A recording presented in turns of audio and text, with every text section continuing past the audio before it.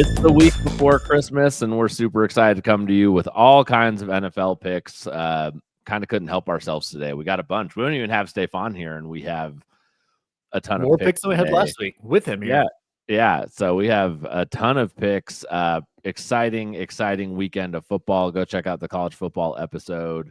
It's what happens when we get to watch the NFL on Saturdays. You have to have more of a reason to watch it. Yep. You're going to be drinking more on a Saturday. Well, I will anyways. I don't know. Knowing you don't have work during next college day. football too. So yeah. Maybe not much is going to change for you. So yeah, we're gonna dive in. We even have some picks. Let's start with your pick for Thursday night, just in case anyone's listening to this like right before the game. They just want to know the Thursday night pick. We got one. Yeah, I guess that means we have to post this immediately. I'm going Chargers team total against the Broncos under 22.5 points. Minus 118. Chargers, man, they had a stint where they were playing really well, and that's changed lately. Since they've started having to rely on Herbert and defenses are adjusting to that game script, they haven't been near as effective. They haven't scored over 21 points against the Bucks, Chiefs, and Falcons the last 3 weeks, and those are far less defenses than the Broncos are. I don't know, maybe the Chiefs when they're playing well, but the Broncos defense just really good. Asante Samuel is coming back after his scary injury last week. So I just don't like them to score more points than they have the last 3 weeks against a much better defense. So under 22.5. Yeah, I don't know. They're just giving the Chargers kind of the basic minus 2.5 here, which to me isn't begging a lot of confidence in the Chargers game. I'm tempted to take the Broncos on the money line to win this game, but I'm also a Broncos homer, so I try to keep myself in check. I actually started with Broncos on the money line, and when I had 25 picks for this weekend, it was one of the few to go. I mean, you win this game and you clinch a playoff spot, and this is arguably one of your most winnable games left. And I think they're going to get a playoff spot either way, but like it's a division game, all that stuff. So I don't know. I think the Broncos win tonight. I'll probably end up betting it personally. I'm not going to put it on the show just for jinxing purposes. So you know what? I'll pull a Stave here. Screw it. I'm going to make it a show pick. Broncos money line too. It's going on the show. You'll see it at the end. We're putting the Broncos to win. I think it's probably like what, plus 125 or something like that. I think it was plus 135 the last time I saw it. That's lovely. That's lovely. Yeah. Let's check. Get the Broncos on the money. I got plus 120 on DraftKings. Okay. I bet you can find a slightly better number than that somewhere. All right, let's do it. I'm going to move us on though to let's start with an individual game. I'll save my parlay for last. I'm going to take the Colts minus 3.5 against the Titans. I think the Colts still have something to play for here. I think they have some fight left in them at home. I've really liked these hooks that are supposed to be unfavorable, but really the Colts should be the better team in this situation. Still fighting for playoff hopes. Although I think, I guess they really benefit from whoever loses this game tonight for the Broncos and Chargers. But I just think because the Colts are still fighting, they're going to want to take care of business at home. And so give me the 3.5 points. I will take those. And the Colts are going to cover that spread. And that's my only reason is playoff motivation. I like it. And I mean, plus Levis is benched, which means you're having to rely on Rudolph now. And I don't. Honestly, it makes it a little worse. I kind of, know. I was going to say, actually. He's not going to throw near as many interceptions, but he's also not going to have as many 80-yard touchdowns either. So no, I watched him play enough last week to know Mason Rudolph is not a scary part of this pick for me. So, all right. You want to take us to the NFC North? You have a bunch of picks going on in the NFC North. So let's start with the Lions. You have both a parlay and a pick. Yeah, we'll start straight up. I'm going to go Lions minus 3.5 in the first half at Chicago. The Bears are really bad. I think we say that to some capacity every single week. They haven't scored in the first half in 4 games straight now. And now they've got the Lions, who I get it. Like, they're banged up right now. They keep losing people left and right, and Montgomery's gone, which dramatically impacts Jahmyr Gibbs, which we'll talk about in the player props. But with the Bears not scoring in the last 4 games straight, and the Lions are averaging 18 points per first half, This seems like a ton of freaking value to me at -3.5. So taking that at -120, and we'll talk about the parlay here in a bit. Very nice. Very nice. Yeah, Jahmyr Gibbs is a probably a necessary part of your daily fantasy lineup. This week with Montgomery out, I have him in a dynasty league, and my dynasty team just got real great over this last still in the playoffs week. Yeah, oh yeah. My chances to increase to win this league are pretty great now that David Montgomery's out. I've got him in a playoff league as well, and I'm kind of psyched. Yes. Feel bad for Montgomery, but kind of psyched. I know if you have Gibbs on your fantasy team, you're probably not super upset about it. Yep. Cool. Let's go to the Niners and Dolphins. I'm going to take the Dolphins to win. It's pretty much a pick 'em. Spread is 1, so I'm just going to take the Dolphins on the money line -110. Man, the Niners haven't looked that great this year. They're playing in Miami. Again, very thin playoff hopes for Mike McDaniel. I think if anything, he's more coaching for the longevity of his job against his like best bud growing up, Kyle Shanahan. This is kind of a fun, like really good friends coaching against each other situation. Both grew up in Denver. Part of the Shanahan tree in general, the Kubiak Shanahan tree, I should say. Yep. So yeah, this will be fun. I think it'll be fun. I just think the Niners are too banged up for my liking, and I think the Dolphins can take care of business at home against them. You know, I think even what's their third running back's name? Guerendo. Isaac Guerendo, but he's now expected to miss this week too. So he's gonna miss. So they have like no running game. I think they're down to Patrick Taylor. So because Guerendo is technically the 4th string, and they had to sign, I think, Patrick Taylor off of free agency last week. I don't hate Purdy as a quarterback, but I also think he needs to be a good quarterback. He needs to have all his weapons available to him, and he just doesn't have that. So give me the Dolphins to win this game straight up. I am actually surprised the Dolphins are not getting the standard home 2.5 points in this one. So and I mean, Nick Bosa is probably not playing as well. Deebo Samuel can't catch a cold right now. Like, it's just, I mean, like you said, he's got to have all of his weapons, but he basically doesn't have Deebo. He already doesn't have Ayuk. So it's, you know, what's his nuts? The George Kittle and Jawan Jennings. And that's literally it. So yeah, I like that play. Awesome. Why don't you go back to the NFC North with your Vikings play? I'm going Vikings. I feel like you should be making this pick. It's like one of your favorite teams against one of your most hated teams right now. I love it. Give me the Vikings -3.5 at the Seahawks. Geno Smith is banged up.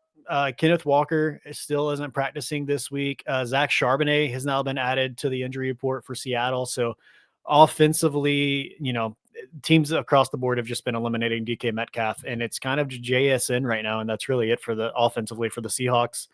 And that's not going to be enough to beat the Vikings, even if they are susceptible against the pass.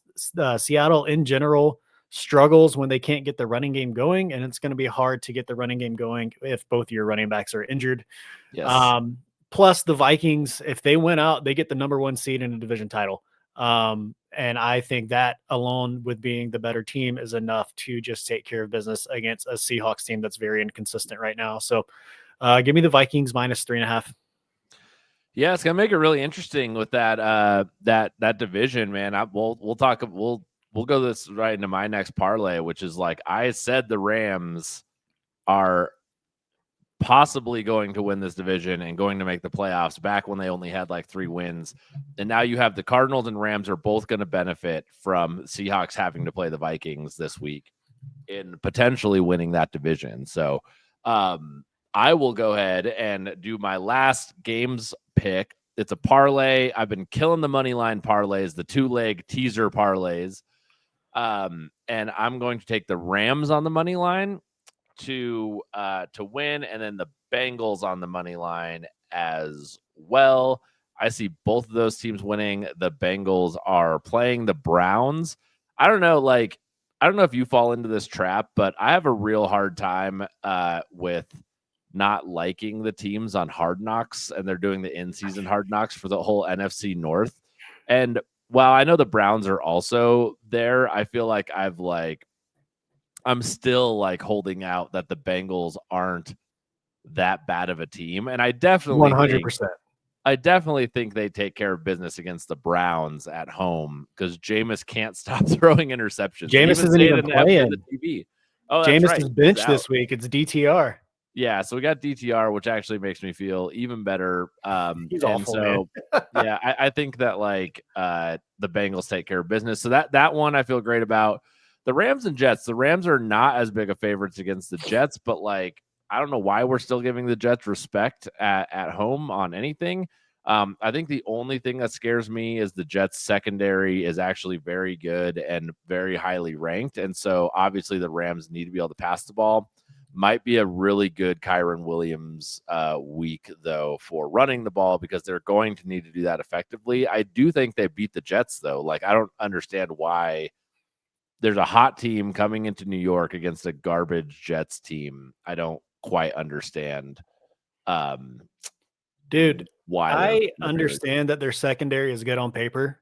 But when Yeah. you look at their last 5 games, they've given up 31 points to the Cardinals, 28 points to the Colts, 26 points to the Seahawks, 32 points to the Dolphins, and 25 points to the Jags. They're giving up a ton of points to far worse offenses right now. So I like this a lot. Yeah, the Jets have won, let's see, one game in their last 1, 2, 3, 4, 5. Yeah. 5 games. I don't see the Jets going on a winning streak here. So yeah, give me that. It gets you a nice plus 101, which is nice and juicy. Yeah, but you have one more pick for us. So I've got 2 more picks. 2 more picks for us, and we have a bunch of player props. So we are not done yet. I've got 2 parlays. I've got one or teasers, I guess we should say. Ravens on the money line against the Steelers with the Eagles at +3 versus the Commanders. Ravens, they're playing really good football. Lamar Jackson is still fighting in that MVP conversation against Josh Allen right now, and even Saquon, honestly. But the Steelers, they got exposed last week against Philly. They got absolutely destroyed. No Pickens still. Now you probably also don't even have TJ Watt, so your defensive line's taking a massive hit. And getting to Lamar Jackson is now going to be even more of a problem. So I like the Ravens to keep rolling. There have been no issues at home. Eagles +3 Commanders. The Commanders, they've been a fun Cinderella story. We're big Jaden Daniels fans. But the Eagles are also putting it together. They had a massive bounce back week last week after all the shade thrown to Jalen Hurts. But the other fun storyline here, Saquon, we'll get to player props here in a bit, but he's only, I think it's 425 yards shy of setting the NFL record for rushing yards. And he plays the Giants next week. So he actually has a chance to break that record against his former team. And I hope he does it. I don't love or not like Saquon. I just think he's a really great player. Yeah. So I'm not a huge Saquon fan necessarily, but I hope he does it within 16 games so that they can't be like, oh, well, of course he broke it. They added the 17th game. It'd be cool if he did it within 16 games. It would be cool, but I don't see him running for 400 yards this week. No, but I think he could do it. But he's got this week and next week to still be in a 16-game season. Oh, that would still be 16. Yeah, you're right. So he can, if he gets it this week and next week and can break it still within the 16 games that the current record's in, I think that would no one's going to be like, oh, there's an asterisk next to it, Yeah. Especially against the Giants, man. That's just a fun story. And he ran for 160 against the Commanders the last time they played a few weeks back. So nice. He does have a chance. But anyways, Ravens money line with Eagles +3 at -119. Second parlay is going to be, I'm going to double down on my Lions first half pick, but taking the money line on the parlay here. So Lions first half money line against the Bears. We've already talked about that. With the Texans +8 against the Chiefs. The Chiefs has had a 3-point game in their last 7 games straight, except for one in which they lost to the Bills. And now you got Mahomes, who's injured. Don't know if he's going to play, probably is going to play. But even if he does, even last year when he injured his ankle, he was not near as effective when he was forced to stay in the pocket. Joe Mixon's injured on the other side of the ball, but I don't think that's enough to really hobble them to the point of not being able to keep this one close. Yeah. I actually started with the Texans on the money line, and I still like that play. We'll probably play it on my own, but not for the show. So Lions first half money line with the Texans +8 -105. Love it. Man, we got a lot of sneaky parlays and teases, so make sure you're getting all those lines right. We'll go over them again at the end of the show. Let's dive into player props because I think have an equal amount of player props as we do Let's go. to game picks. So all right, why don't you kick us off at the top? Yeah, man. Props have been hot this year. Let's keep it rolling. Gonna start with Bucky Irvin. Over 56.5 rushing yards against the Cowboys. Bucky has hit this in 4 straight, minus 1 game where he injured his back. Then he came back and he hit it again. So he was limited last week and still absolutely crushed this number. And now he plays the Cowboys, and that's just kind of the same conversation every week. So we'll leave it there. Bucky Irving over 56.5 minus 110. Awesome. I don't hate making this a 2-unit play if you want to. I know Stefan's not here, so Bucky's definitely going to do it because Stefan's not picking him. There it is. All right. I'm going to go ahead and take Brock Bowers anytime touchdown at plus 175. They're playing the Jacksonville Jaguars in Las Vegas. This is the top receiving tight end for the year. The Jags secondary is horrendous, and passing defense in general is not good. Brock Bowers has not scored a single touchdown at home this year. So why am I betting this? Because he's due. He is due. All of his touchdowns are on the road. Every single one. He's got to get one. He's got to get one this week against if it's going to happen, it's going to happen against the Jaguars, man. Like, I mean, that's fair. And it's you still have Desmond Ridder throwing him the football. That is a major concern. But he's had Aiden O'Connell throwing him the football all year. He's had Gardner Minshew throwing him the football. Both of those are better than Desmond Ridder still. Negligibly better. All right. The point is he's still the leading receiving tight end in football, and I love it at plus 175. Yeah, it's crazy. It's absolutely. I hope you're right. My fantasy team needs it this week, so let's go. Yeah, absolutely. All right, why don't you keep us rolling? I actually have this in an underdog lineup. Your next play. The Justin Herbert play, another little Thursday night play. We'll get the show up quick. Going Justin Herbert under 232.5 passing yards, minus 112.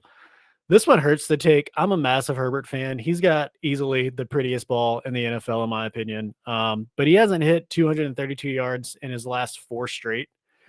He hit this in 4 straight weeks 6 through 9. Outside of those 4 weeks, he's only hit this once this entire season. Those 4 weeks were the first 4 weeks after J.K. Dobbins got injured. They had to adjust, but now defenses are adjusting to that, and he just hasn't had a chance to really get anything going. On top of that, the Broncos are only allowing 202 passing yards a game to much more passing prolific offenses. So I just don't see a world in which his big bounce back game is against this defense. So, and also, do the Broncos get Riley Moss back? He was supposed to come back last week. I'm just saying he won't hit this number. I don't think they do either. I would just put 1 million units on this if we got our second cornerback. Absolutely, it would be absolutely crazy. I'll check it out. But yeah, Surtain's playing, so that's really all that matters. It looks like Moss is out again this week. That's okay. We've been playing well. We have this new kid Abrams that is just played lights out as a rookie this last week, and there's the defense has just played so well as a unit that it probably doesn't matter. I love it. Yeah. So I'll hit one more while we're here. Do it. Give me Jahmyr Gibbs 90+ rushing yards at minus 120. Where he talks about Monty's injured, and I mean they got a little bit of depth behind him, but nobody that's going to be able to step in and really relieve him to keep his legs fresh all game. So it means he's going to get the ball a lot more. So over 90 rushing yards. The last time they played the Bears, him and Montgomery both rushed for over 85 yards.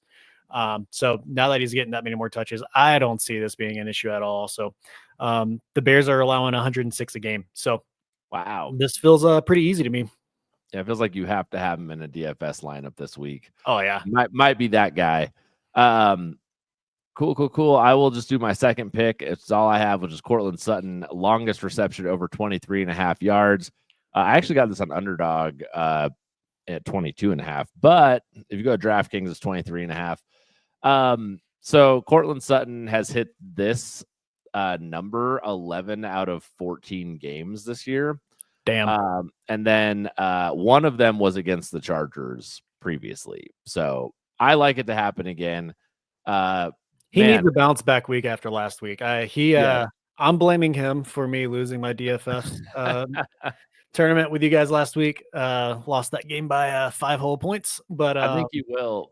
And Nix has been slinging it down the field. I think a yeah, little bit to his he's kind of regressed a little bit because of agreed. that. But I think Sean Payton wants him to keep trying and getting better at it. So Yeah, I think you're going to see him continue to try to hit medium and long passes. And Cortland Sutton would be the guy, one of the guys there. Obviously, maybe you could look at Marvin Mims as well. But yep. I Tim like Patrick, baby. and oh no, Vele. Oh yeah, that's right. Patrick Tim with the Patrick with Lions. Detroit now. Yep. I'm sorry. Oh, it's all good. It's all your Utah guys. You guys have a Yeah, lot of baby.